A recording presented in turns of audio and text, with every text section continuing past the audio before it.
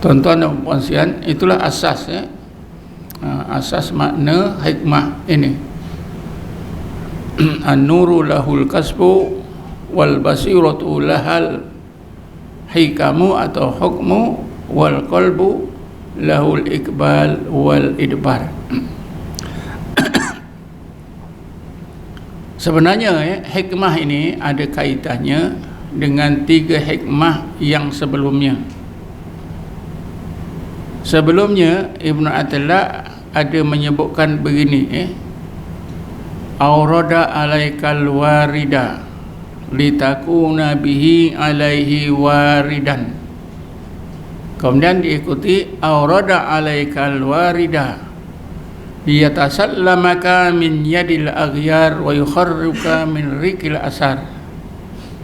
Kemudian akhir sekali aurada alaikal warida liyukhrijuka min sijni wujudika ila fadai syuhudika. Ketiga-tiga hikmah sebelum hikmah yang saya bacakan pada malam ini menjelaskan tentang cahaya yang khusus yang Allah limpahkan ke dalam ruang hati. Yang pertama dinamakan warid intibah atau nur intibah. Warid intibah atau nur intibah ini bila Allah limpahkan ke dalam hati kita ini mula hidup, mula sedar, mula jaga daripada lalainya, daripada matinya. Sebab itu beliau menyebutkan aurada alaikal warida litakuna bihi alaihi waridan. Allah limpahkan, Allah waridkan cahaya intibah, nur intibah, warid intibah ke dalam ruang hati anda, supaya hati anda merasa wujudnya hubungan diri anda dengan Tuhan anda Allah Subhanahu wa taala. Bila kita dikurniakan oleh Allah nur intibah ni tuan-tuan, hati kita yang lalai sedar, kalau mati hidup, lalu hati kita tu merasa adanya hubungan wujud diri kita, zahir batin kita dengan Allah yang selama ni kita tak pernah rasa. Sebab itulah ini nur khusus. Mungkin tuan-tuan ingin tanya, macam mana nak dapat kurnia daripada Allah cahaya ini? Belajar tasawuf. Bila dah belajar tasawuf, belajar ilmu tarekat, berzikir, itulah langkah yang yang perlu kita buat. Langkah pertama yang perlu kita buat. Kalau dengar tasawuf pun tak mau, apatah lagi kalau dengar tasawuf pun kata tasawuf ni tak ada, sudah mempunyai anggapan tasawuf ni tak ada. Orang yang menolak tasawuf ni tuan-tuan dapat tarbiyah daripada ustaz-ustaz yang tak nak belajar tasawuf. Dalam Islam tak ada tasawuf. Hari-hari kita tarbiyah, tasawuf ni tak ada. Mana ada tasawuf? Hari-hari kita ditarbiyah oleh ustaz-ustaz macam ni. Kita pun terikut-ikutlah. Jadi murid mesti ikut cakap guru. Nak tahu tasawuf itu ada tak ada, mestilah kita mendengar daripada mereka yang belajar beramal dengan tasawuf, yang selalu kita kata pakarnya, orang alimnya. Kita nak tahu ilmu tasawuf, kita belajar pada orang yang tak pernah belajar, yang benci tasawuf. Sampai mati kita tak tahu. Sampai mati tuan-tuan, besok di akhirat Allah menyesal aku belajar dengan ustaz tu. Apa dah sampai akhirat. Senang saja tuan-tuan, tasawuf ini ada ke tidak? Aqimi solah li zikri. Dirikanlah semayang untuk ingat aku. Semayang itu fiqh, ingat Allah itu dalam semayang mesti kita pelajari dalam ilmu tasawuf.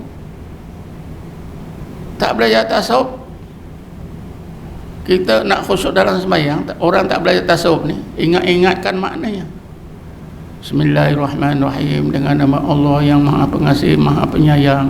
Alhamdulillahirabbil alamin, segala puji bagi Allah sampai waladhdallin. Kalau kita belajar ilmu tasawuf, khusyuk bukan macam tu. Ada kaedahnya. Puasa.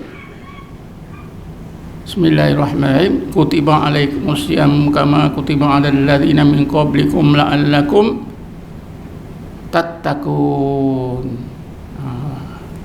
Nak belajar bab puasa itu fiqh. Nak untuk mencapai sifat takwa menerusi puasa, itu belajar tasawuf. Dia tak belajar tasawuf, asal buat je lah. Tak jadi tuan-tuan. Tawaf, ambil kursus tawaf, nak pergi haji, tak cukup yang disediakan, panggil ustaz lagi, hafal doa-doa. Betul lah, buat 7 kali keliling, tawaf saja. Tapi apa makna tawaf, apa tujuan tawaf, tak tahu. Macam mana supaya dapat hakikat tawaf sebenar, tak tahu. Nak tahu, kena belajar ilmu tasawuf. Baik juga tuan-tuan, saya naik haji tahun 82, bulan 8, bulan 9 ni. Akhir bulan 8, balik awal bulan 2, 2010 saya balik, tahun 82. Saya dah belajar ilmu tasawuf, ilmu tarekat ni lebih kurang dalam setahun.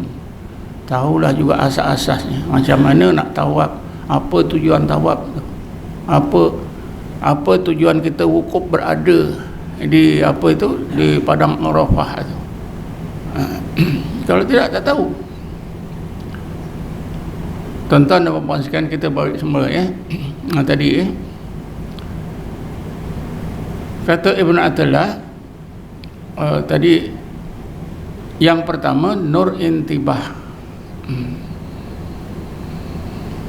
Kalau kita belajar ilmu tasawuf, ilmu tarekat, memang jelas benda ni ada ya.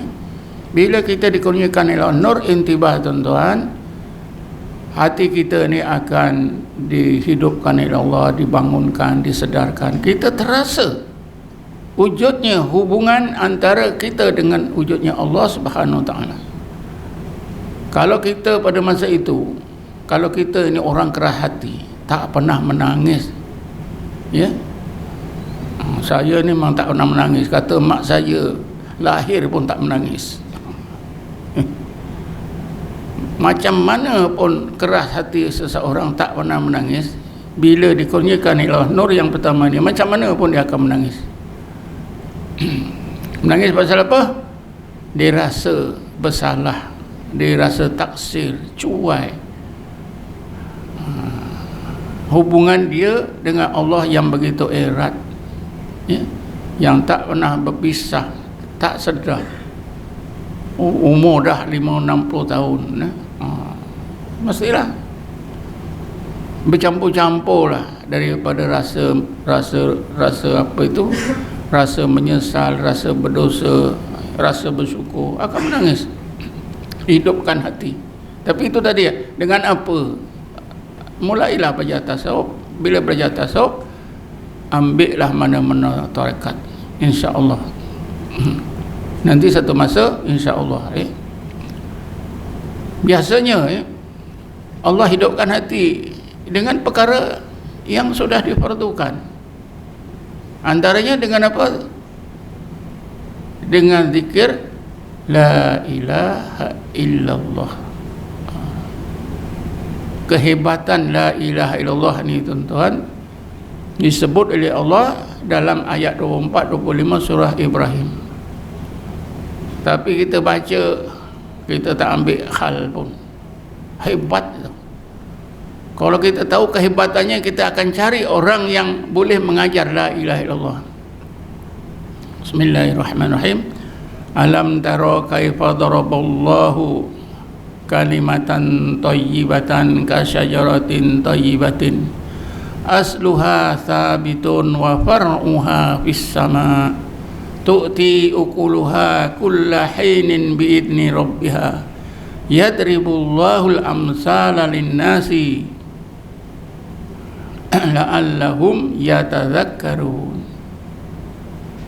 Mengapakah kamu wahai manusia tidak memikirkan sebenar-benar pikiran bagaimana Allah Ta'ala memberi contoh teladan satu kalimah thayyibah.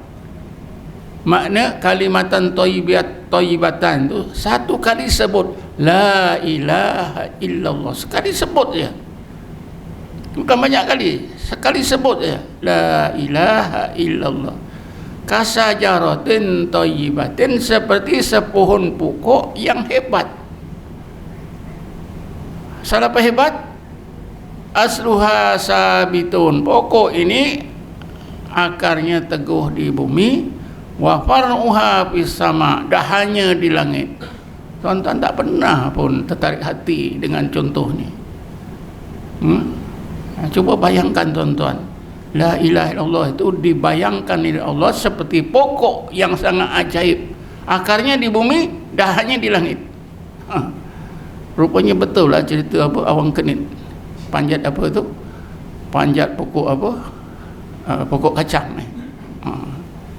Dalam Quran ada. Kemudian apa hikmah pokok ini?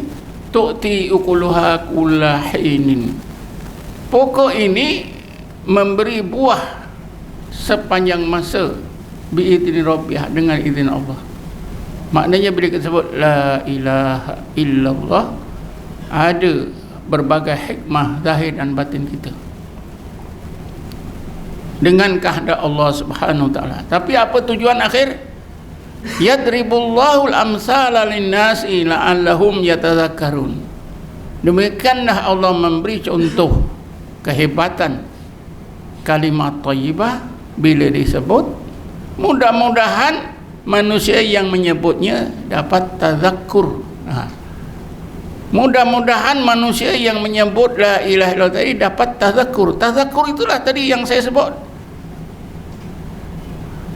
Allah hidupkan hati dia, lalu dia terasa adanya hubungan yang sangat jelas antara dirinya dengan Tuhannya Allah Subhanahu wa taala. Itulah tazakkur.